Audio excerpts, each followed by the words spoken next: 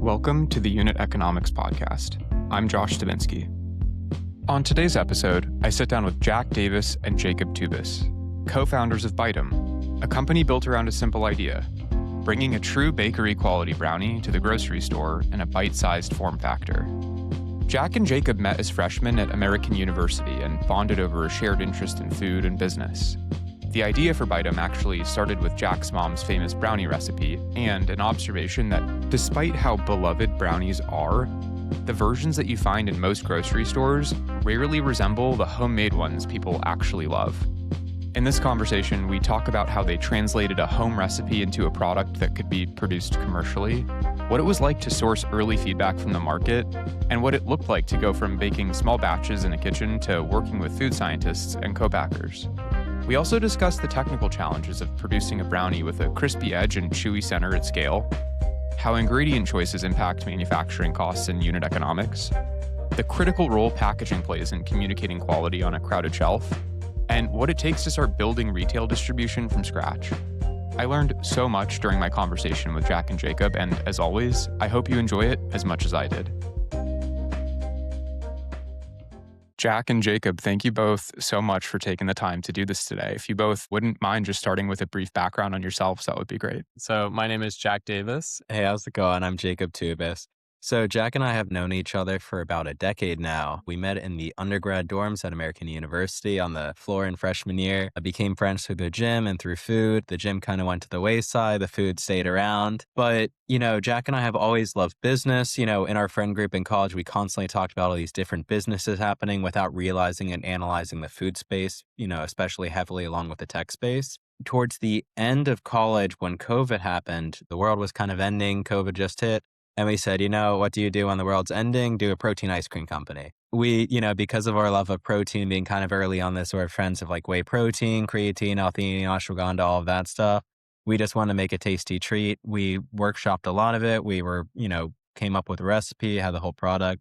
And, we were also still kids in COVID, and we were like, wow, we do not have the money to do this right now. So Jack and I am going into the tech space. I ended up going to law school. But, we kept in contact pretty much every night with another great group of friends and everything. And along the way, Jack was sort of in the grocery store. And I guess you want to say this part? Yeah, there was a couple of different things, but yeah, in the grocery store, always loved food, as we were talking about earlier. And I saw there was a grocery store near where I was working called Pop-Up Grocer. It was like a trendy new grocery store. And I always thought that a lot of these brownies back when I was in Colorado before that were not very fudgy. There wasn't a lot of bakeries around really, close to me. And I always liked the brownies my mom made. And I thought it'd be great to have like fun new flavors. So I called up Jacob and I was like, yeah, we should do a brownie company. And we actually made some renderings of the kind of how the bags looked and applied before we even had a full product. A little bit before that too, we did, sample it out to a couple people at an event, and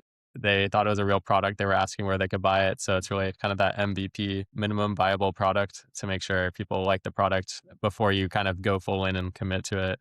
Because it can be a lot to obviously start, in this business, a lot of cash and, upfront capital. Yeah. And I think sort of to root back to it too. So obviously Jack's mom had this, legendary great recipe that I was very privileged to get to try once or twice, but, Jack really grew up on. But I think there's something very deep sort of in the sort of Americana ethos, this notion of like baseball, apple pie, homemade brownies. It's this very rooting, very community oriented, a very safe, secure, nostalgic food. And then there was also the sort of conventional route that you get from the grocery stores, after soccer practice, after school, where you have like little bites, or a kid rips it open during the table. So what I think really sort of resonated with me when we were discussing this early on is this idea that there really was no true homemade brownie on the market. There just wasn't a brownie you could go to the grocery store and be like, wow, that's comparable to my mom's brownies, my grandma's brownies, or a bakery brownie. And likewise, when we tried Little Bites again, because it had honestly been a couple of years and we always loved it, we just felt that the strong nostalgic sense to it, the strong sense of familiarity and joy that we had around it, didn't reflect, one, in the ingredients used, and two, sort of in just the emotive sort of flavor taste that you get from it. So we figured, why not, bring Jack's mom's brownie into this portable format and, give everyone a grocery store brownie they can enjoy. Yeah. Before we get into early prototyping and early feedback, you touched on ingredients. I'd like to actually talk about your formulation and your ingredients first. So What specifically were you seeing in products like Little Bites, incumbent products that you didn't like, that wasn't resonating with you because you have chosen to go down this sort of route of indulgence, right? It's not like you're Mhm, using only like non-refined sugars and it's not like you're like mhm. avoiding gluten, right? So I'm curious what specifically you saw and how you initially thought about differentiating yourself when it came to ingredients, given that you weren't actually trying to make a healthier for you brownie. Mhm. Yeah. I mean, one main thing we saw is that actually a lot of these brownies, including Little Bites specifically, don't use a lot of real chocolate. So they have a lot of these ingredients that are used to make up for it, including a lot of binders, because even the binding of the brownie, it actually, without the chocolate, doesn't even stick together as much. So you'll see like xanthan gum and soy like lecithin. And then some of these other you'll see actually as well like natural as well as artificial flavoring added because they don't use real chocolate. So it's basically they have to make up for that. And even like again, the composition of the brownie like wouldn't really hold. And that's why they have a lot of that stuff. And to their credit, Little Bites themselves doesn't claim they're a brownie. It's just the popular connotation, the assumption because it's a chocolate looking product. They say it's a brownie flavored muffin. But, even in the 2 bite category, the average product that we saw on market, the first ingredient was almost always either water or flour, generally water if it was the sort of traditional sort of 2 bite brownies in the bakery section, big plastic tins. In the case of Little Bites, I believe it was flour, but then it's almost always followed by sugar or by vegetable oil, which we're always surprised by that because what I think we really looked at when we were looking at the core of this recipe is like creating a product that truly tastes like that homemade flavor, that tastes like that bakery flavor. So really, when we were looking into the formulation at its base, our core goal was what will make this the tastiest brownie. And we worked backwards from there. That process had us make chocolate chips the first ingredient, with 35% of the product being chocolate based, using real vanilla because that's so important for the ballast notes of chocolate. And a cool thing I think for us has been seeing so many people who are like, oh, I don't eat brownies or, oh, I don't like chocolate at all, who actually try our product and they're like, wow, I'm surprised I like this. And, it really has to do with both the vanilla and then using more premium butters, which combined give it more of a rich and sort of nuanced note rather than just the traditional image of generally like grocery store chocolate, which is very, very sugar forward and very dominated by this sort of like lack of nuance and flavor or like the elements of you biting into it.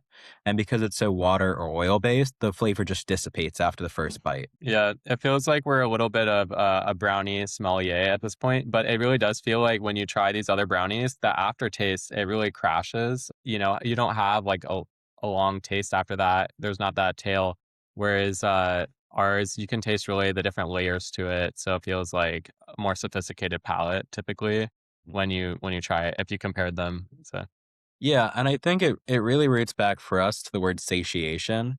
So by that, our view, because there's so many different changing trends right now within the space with GLP-1s, generally better for you trends and everything, is rather than try to create a product that checks off these more conventional marks that honestly early on do make it a bit easier, you're making sure it's non-GMO and everything, and things that we really like, but also making sure it's an accessible and readily available product for all types of consumers, not just, those who have pretty considerable paychecks. And also something that can just reach most consumers, because a lot of consumers, if they see something like gluten free, their immediate assumption, especially in a decadent product, and when there hasn't really been a real brownie in the first place in the grocery store, is like, oh, this isn't going to taste good. And we really want to win on that taste and satiation first, and then work from there on the other elements of making it better. Yeah, absolutely. I really want to get into pricing and I really want to get into the cost to manufacture your brownies because you're using premium ingredients, like you said. But I'd like to go back to the very early days. So, Jack, you call Jacob and you say, I want to take my mom's brownie recipe and I want to bring it to market. And Jacob, you say, Mhm, okay, cool, let's do it. What do the immediate days look like right after mhm. that? What did it look like to, yeah, to formulate your first product? I mean, you had the recipe itself, but what were the first steps taken and how did you go about testing the product in the market? And yeah, where did you go from there? Yeah. So, I mean, I think the first was, again, kind of like I was saying an MVP. They talk a lot about that a lot in tech. Make some version of it that you can trial with customers. So, we made a batch of brownies, cooked them in my home. And we weren't, selling these. They were just like for testing sake. And then actually basically made artwork on Figma and then put it into Vistaprint, which is a website which is more accessible to everyone. It's like compared to some of these packaging people you might have to call up on the phone, you can Google it. And then you just upload your artwork and they'll send you packages. And then we put the brownies in those packages and handed them out. And then we received a lot of great feedback where people were like, wow, these like, where can I buy these? So that was the first step. But then we were like, okay, we want to take this very seriously. Just to clarify, you were just handing them out to friends and family to start. Is that right? Yeah. Just saying, what do you think of this product? We did actually Yeah. have our first sale. One of my friends in law school came down and bought a single bag for $7. Yeah. When we weren't selling, he was like, I need to take this. I want to be your first sale. So we said, okay. Do you feel like the people that you were testing the product with, though, were going to be honest with you? I'm always wondering when people initially test with friends and family early on, there's something to testing with folks that are actually going to be honest with you. And I'm just curious if you were like testing with people that would be brutally honest or would be kind no matter what. I totally agree. So we try not to test it with direct family members or even direct friends. Jacob's family, they actually have an event. And so it was happening during that time. It's a big, almost like trade show. There's 100,000 people that go. And then there was a lot of these other friend of a friend, basically mutual friends. And we got their reaction. So they didn't know it was our product. Yeah, it was funny because it was actually someone I do know very well, but they didn't know it was our product, who was the best reaction we had. Where our production team, we had one of the members who oversees a lot of people. We had it left in the office there, just storing it. And she took a bag to try it out, thinking it was just, because we have like dozens of samples, actually hundreds of samples at this event.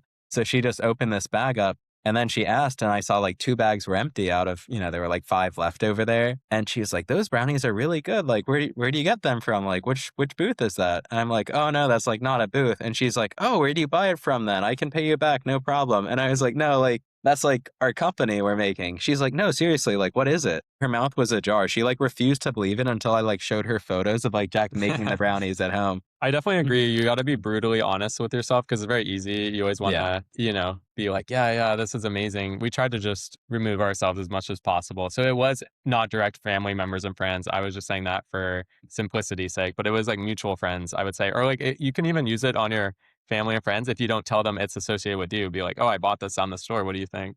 I think you can trust friends and family if you be very clear in your condition on it.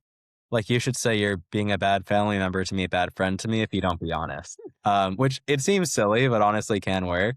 And then, of course, as we learned, as we expanded out, we've just done like 50, 60,000 samples by this point. Really just going up to people on the street, people love giving their opinion. It is a little trickier when you have brownies in a kind of glossy, unsealed bag. But, you make it work. You just ask people if they say no, they say no. If they say yes, then it's great. So the reception is great, it sounds like. Where do you go from there? At what point do you decide it's time to quit our jobs? Had you quit your jobs at this point? Like, at what time did you decide it's time to go all in? Yeah. Around that time, I was already quit. So I was working at a direct-to-consumer. It was more a B2B SaaS software that I was selling, but it was an influencer marketing management software. So a lot of direct-to-consumer companies were using it to advertise products, some of them food, a lot of it makeup or clothing, stuff like that. And I was talking to these companies and seeing how much revenue they would do. But I noticed a lot of the people drop shipping product weren't making as much money. And a lot of the time, that's because you're creating a brand. So, they're selling the same stuff, but one person had a brand and the other person didn't. And I was like, it's clear to me that I need to make my own product, not just market something online. And then the second thing is you always want to make a really solid foundation that you're going to build on. So we hired a food scientist and I found them on Google. I don't know if that's the best. In retrospect, they made an amazing recipe. Yeah, keychain can be really useful. Asking people in industry are always very helpful. I think also for a first step too, what I wish we had done a little sooner, but we did pretty soon, was joining Startup CPG and Naturally. There are also a bunch of different support networks. So going to events and just meeting people, especially if you're in like in New York or in LA, even awesome. Like a bunch of cities have great support networks. Just go to events and it pushes up your timeline like a year or 2 years. Yeah, we hired that group because we really wanted to make sure we had a solid recipe. And we knew as we're going to scale up, we really wanted this to be a company that's in a lot of grocery stores and like a big product, not as much like a farmer's market thing where we just do it on the, Saturdays on the weekend and hand out some samples. So we got that developed recipe from there. And then, we brought it to like a co-packer. We found on Keychain actually. Yeah, we did. So I was finishing law school at the time. So thankfully I had done a pretty heavy year before. So I only had class like 1 day a week. So I would fly to New York once we started to get a bit more serious about it, starting in around November. So that moves the timeline a bit because this event was in June of 2024. And then we started to get more serious about it, I'd say realistically in September, October timeline. That's when we hired, went through the formulation process, hired the formulator and everything. Around then, we actually had applied to Pop-Up Grocer too, as Jack was mentioning before. And we got in. So, we were only like 2 weeks into our formulation. They were like, congrats, you're going to be in our store in January. And you're like, oh, wow, that's a quick turnaround there.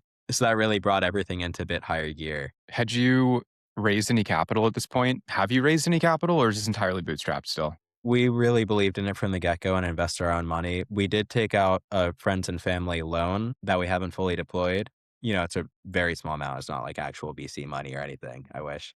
So no, by that point, it was entirely bootstrapped. We were spending money. So Jack was thankful that he could live at home for a little bit, which saved, especially in New York, saved a lot of money. I'd been working since I was like 16. So, we decided to invest into the company and the vision. Talk to me about what it was like to apply to Pop-Up and to get into Pop-Up and what that process looked like. Yeah. So I worked around, again, the block from it, which was super close. So I'd see it all the time. And I saw, again, they have up and coming products. So inherently, I think they like to take on new products. And they had an online submission form. I filled it out, put in the notes that I live very close and I love the store a lot, which I think helped. But I think from our visuals and stuff like that, they could tell that it was a very serious product. And I think the process isn't as hard as it might seem. They say on their website, they're trying to be the first store for a lot of products and that they have rotations. So every 3 months, they bring in new products, almost like a summer class, a winter class. And they're basically bringing in these startups that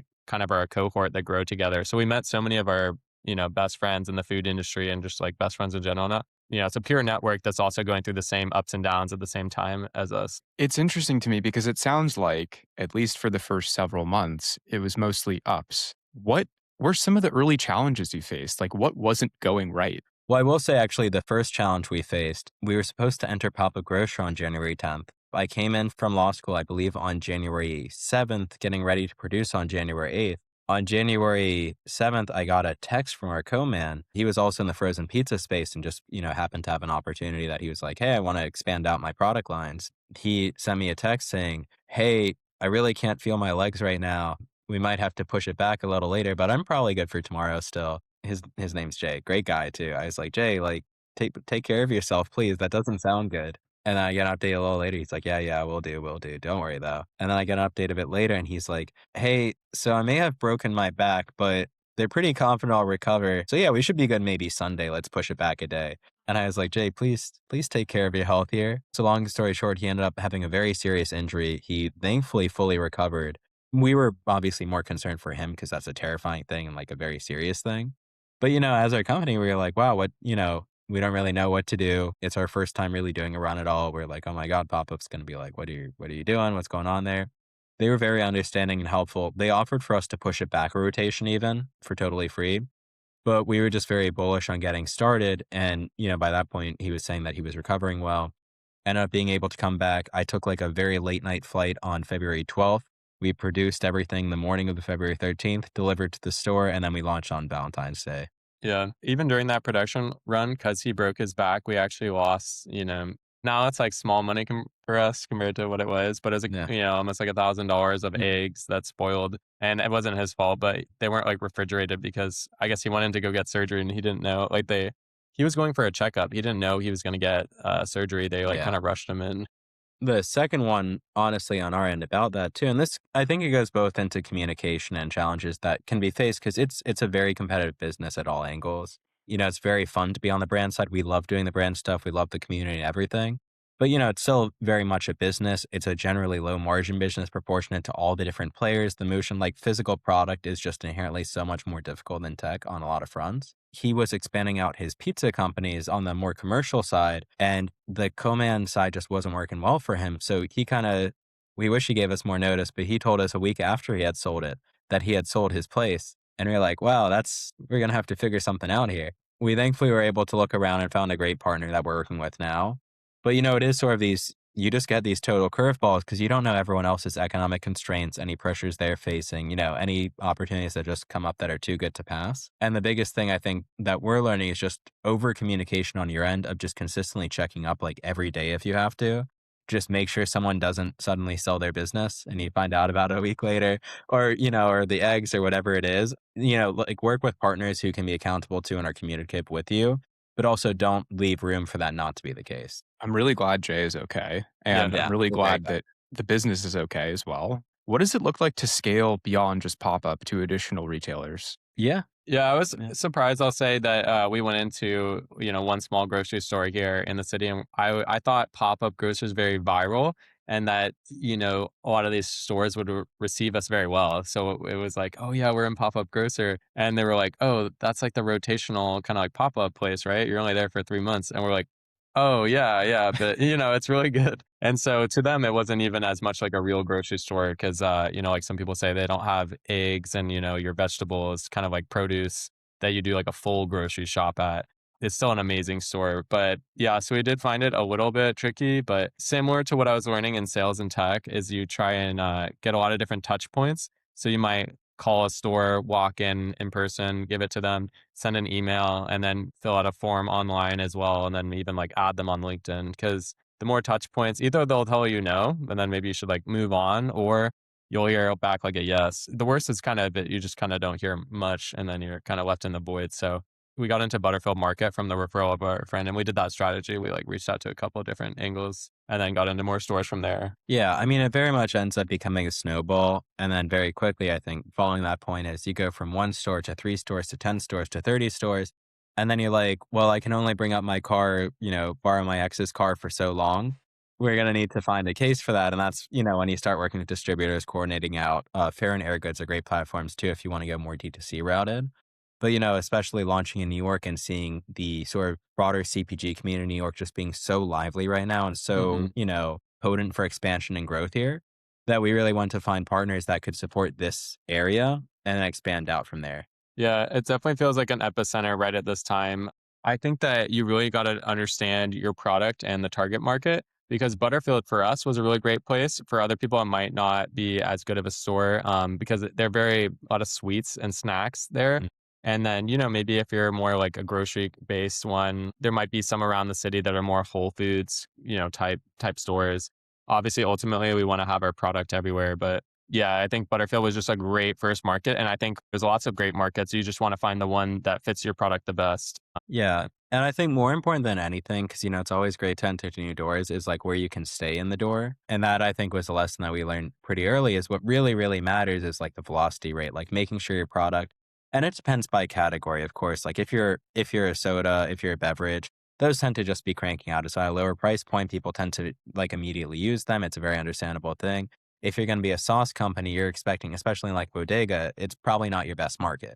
Like your best place is probably a supermarket where people are buying a bunch of bulk groceries. And I think it's getting a better sense of understanding your consumers and also understanding the utility of when the product's utilized. I'd love to talk about the actual unit economics. What are your primary cost drivers today? Yeah. So, I mean, there's a lot. I'll say in our space, we're a little unique because traditional baked good products, even in the more premium space, the substantive change out isn't necessarily in the composition of the product. It's actually more so in the quality, like, using a better flour instead of the normal flour. I think the difference for us is because we are such a chocolate heavy product. We also utilize, a very different process in terms of the texture that we're going for in the product. So before there was always the soft bake and sort of, we see Tate sort of as a pioneer in terms of the spirit of the product. It was always soft bakes before them, and then they moved into the crisp cookie. And that's actually a slightly easier thing because that's slight composition, but it's more so cooked on. The slight difference that we faced is that most brownies on the market are already very crisp. In fact, in our view, they're more like a hockey puck where they're like rock hard. And you bite into them and they just sort of like crumble away, or it's just like, little teeth marks in there. Whereas our goal is to really replicate that sort of homemade bakery brownie with the sort of crispy edge, fudgy center. And sort of to get to that balance point is a much more technically difficult bake process. It's one that definitely took a lot of time and we're glad we did formulation around. But all that to say is the process led us to becoming more of a premium mass market, more so than being just immediately a mass market or going the better for you route, because then the unit economics just don't make sense on it. Yeah, I think we were, reviewing COGS even today. It's very relevant. And like labor ends up being a big piece of ours, but that's because a lot of, again, the process of these other brownies that are very hard, a lot of it's already automated for those other brownies. Whereas anytime you're trying to build out something new, inherently, usually less automated.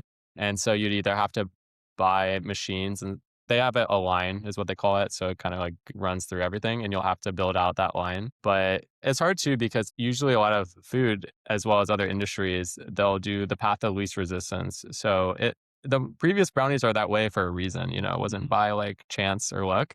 They were doing it because it's very easy to bake it like very fast, probably at a high heat, and then it's like cheaper. So that is relevant with cogs too. It's just like understanding that you might be a little more premium, and then finding out ways you can automate that process as much as possible, but not lose the flavor or texture and other parts that make it, premium. Yeah. Have you found any difficulty around consistency from batch to batch, given it is a more technical bake process? Yeah, I mean, I it's think that, definitely a balance that we've asked for feedback too before from like consumers, friends, and everything. It's one that gets standardized, I think, over time, over repetition of just running the lines long enough, of understanding the seasonal changes and how that impacts. Because, it's very hard, especially for a lot of these facilities, to be able to stay at like an ambient temperature throughout the year. That ambient fluctuates a little bit depending on outside forces and everything. So it's a process. I think the part of the product has stayed broadly the same, but it's definitely variation depending on just cook time, and all of these different factors. Even the moisture in the air, I think, can Mm. change it and change the bake time.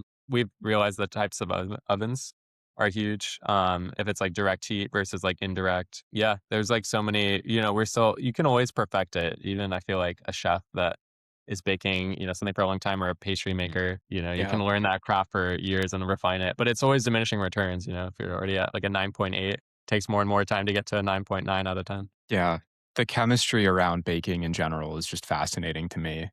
I'm curious, given you are using higher end ingredients and that has to drive your costs up, and the process of crafting the brownie obviously is like more technically complicated, like you mentioned, your costs have to be like substantially higher than some of these incumbent hockey puck like brownie companies. And so I'm curious how you thought about pricing, how your pricing strategy may have evolved over time, or how your thinking around pricing may have evolved over time, if at all. Yeah, so I'd say the biggest one is how we've like decided to position the product and where we think it's sort of going to snowball from here. The traditional model was to do these big boxes. Either it was the little bites of the traditional like simple foil wrap, or it was these big plastic boxes that just have a bunch of brownies thrown into it. Our theory is that consumers, it's not a matter of quantity, because consumers would like that. If it was a comparable product of being the same thing, then that would be a concern for us.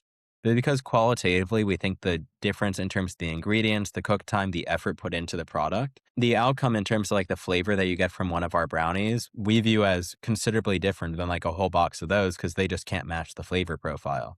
So it's about reaching consumers where they want to be rather than where they are. With GLP-1s, with the rise of this more focus on like better for you, minimizing indulgence in terms of like sheer quantity, and focusing on when there are those moments of enjoying, an indulgence, it's more in the permissible space.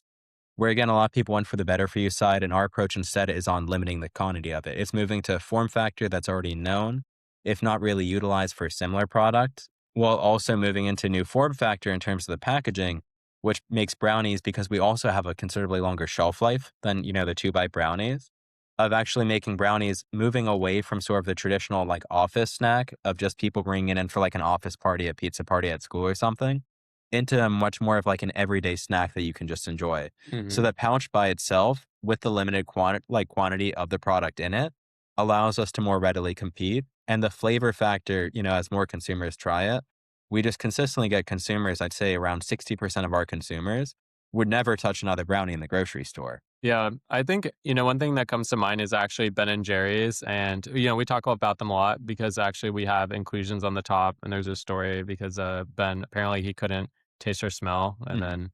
then that's why they would add inclusions in the ice cream. But I was saying them anyways because I think there is tubs of ice cream that you can buy that are like $5, but Ben and Jerry's, it's like a higher price. But I personally think that it tastes better. Maybe not every single consumer, but that's where brand again comes in a lot too, where people are like buying towards this higher price item, and there still is that like group that will purchase it. But I think that there was a story too with like Ben and Jerry's and Haagen Dazs, I think, right? Mhm. And they were competing a lot originally, spending their same marketing dollars to try and acquire these customers. And there were very different groups of people that were purchasing the products. Similar to, as Jacob just said, the stat about maybe 60% of our consumers might not buy another brownie in the store. So I think it's very similar where it's like the same consumer that buys ice cream, like a Ben& and Jerry's, is probably not the same person that buys the tub. And the tubs of ice cream are like, I think it serves a different purpose where that's like a quantity play where people want like value for their money versus the other, want like maybe a slightly tastier product. But I think Ben& and Jerry's, one of the things they do really great is it's still a mass market. So it's like market, but premium. Much like Ben& and Jerry's was able to do to the premium sort of bulk ice cream and Tate's was able to do in the more Chips Ahoy dominated categories, it's clear that consumer demand always exists in the sweet space for like a higher quality in terms of the flavor profile good. And we just felt there was no play in the brownie space, despite brownies being such a beloved product, that there was no one who came remotely close to some comparison to a Tate's or a Ben& and Jerry's, or even like, what Poppy has now done in soda or, different sort of ones that have expanded into those categories that aren't even necessarily healthier for you, but more so have these sort of flavor benefits or speak to consumers who are in a different state. So we could very well have a soccer mom who gets the big tub of brownies, the 2 Byte brownies when she has the block party. But, for her kids, for a special treat, she's going to take a bag of Byte'm and like put in the bag and be like, make sure you share it with all your friends. Or, for the it girl in Soho, she's not going to whip out, a large box of 50 brownies from her purse. She's going to take a little bag of Byte'm, take half a bite, put it back in. Yeah. Yeah, it's a great answer. Talk to me a bit about what it looked like to update your packaging. My understanding is that that was a huge shift in the business for you. And I'm curious, like, what that looked like, why you decided to change your packaging, and what you've seen in the numbers since changing. From the get-go, we knew packaging was so important. It's a lot more important than having clear packaging wrap with like a little sticker on it, similar to a lot of baked goods at a farmer's market. Yeah. A lot of those products are like in brown paper bags or something like that. So that's why I originally wanted to design packaging. But I think it got us so far, and it got us farther than even it was supposed to go. But it was breaking down because I'm not a designer. It wasn't great packaging. So we knew, again, ultimately we had to repackage and redo it because we got a lot of feedback from different buyers and consumers that we weren't clearly communicating everything on the packaging, like how soft the brownies are and chewy and those different aspects. I think given the category, we were very happy with where it was moving by and large, considering it's a premium product in a space that hadn't played before. But it felt like from broad consumer review, from talking to different retailers, to talking to different buyers, potential investors, all of that stuff, that fundamentally the product itself was carrying. And that can't be the case when you're a pre-made product that's sitting in a grocery store. If you're sitting up competing effectively against 3,000 different products in a store, you can't be like, oh, you should just try the bag one time and then we definitely guarantee it and like put that on the front of the bag. Consumers need to sort of eat with their eyes first. The first one had great energy to it. It had fun. It's very dear to our hearts in terms of like what the product is, but it didn't fundamentally speak to what the product is, like Jack was saying.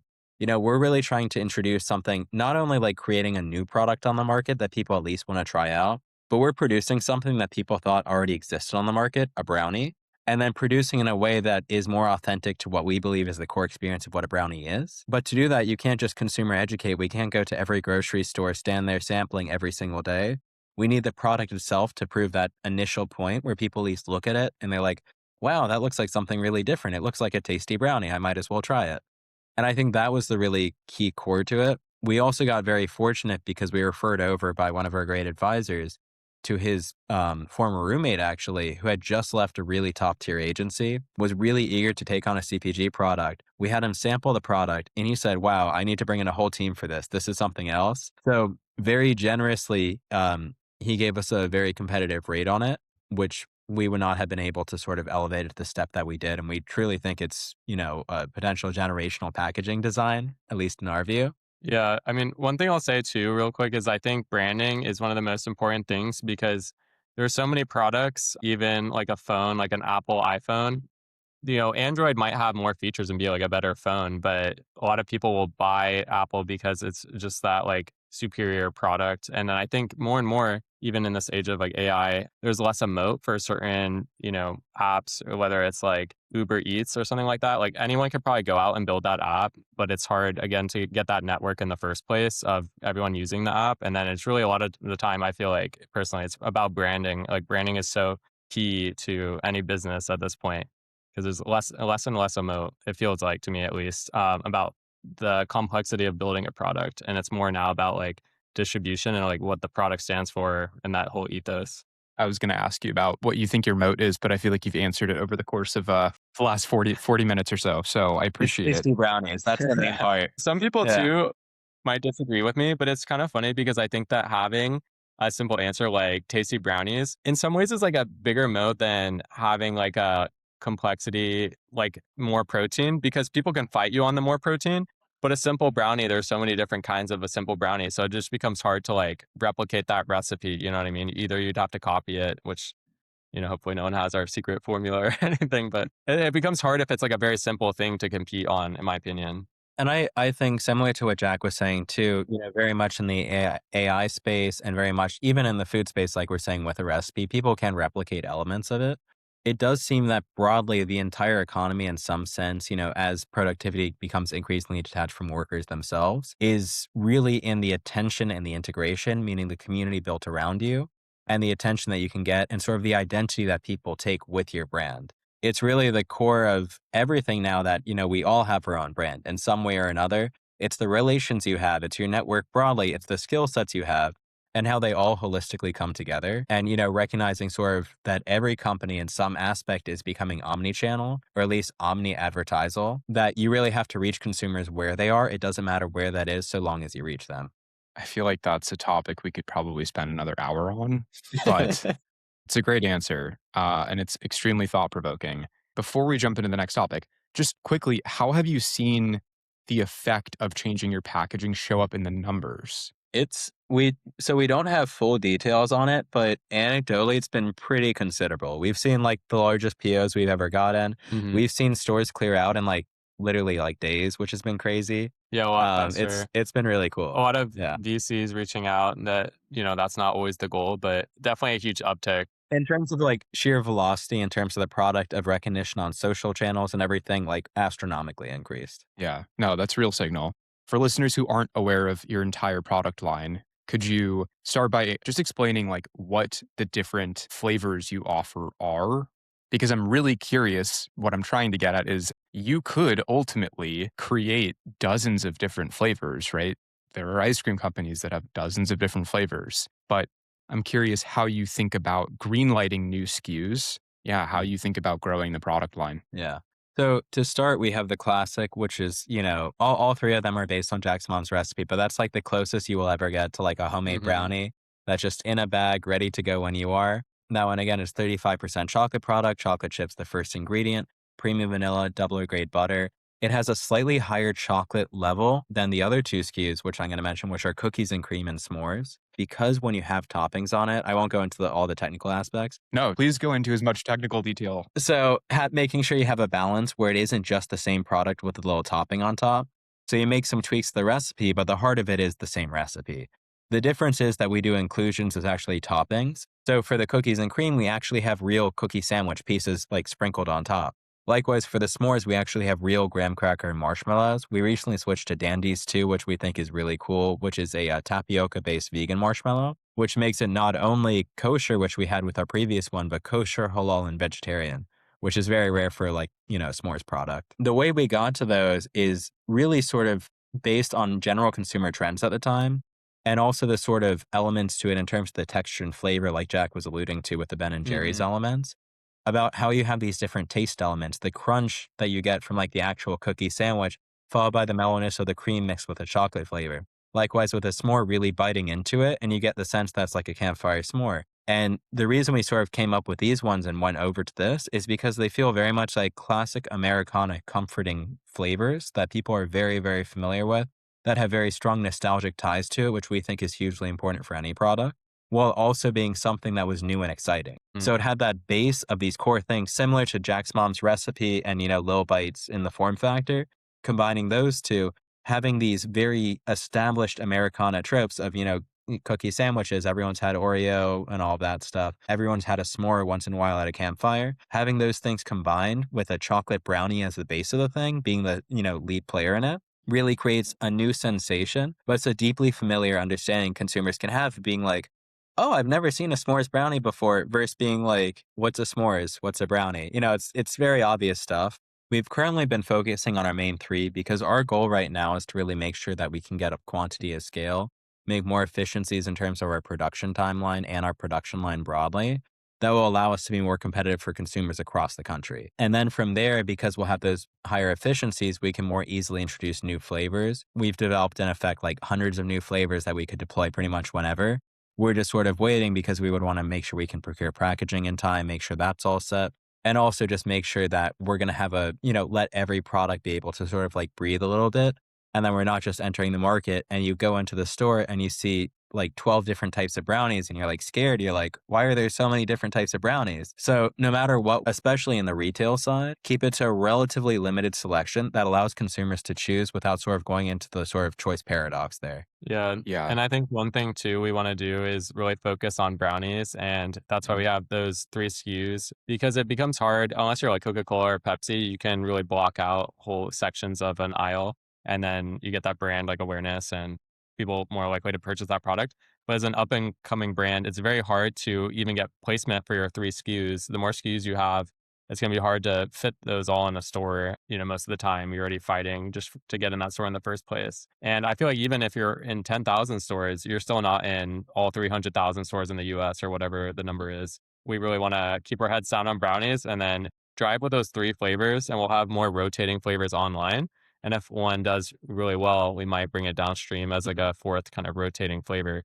And that's how we plan to not dilute too many flavors because online, typically you have younger generations that buy on TikTok. And then in person, you have these older consumers, more like a mom purchasing all the groceries and bringing them back for the kids.